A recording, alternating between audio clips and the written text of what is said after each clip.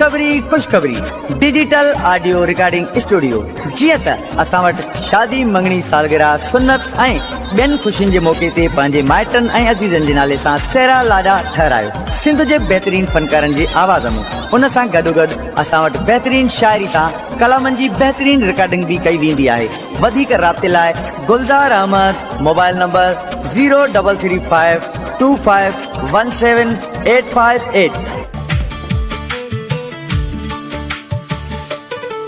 तुंहिंजे पोयां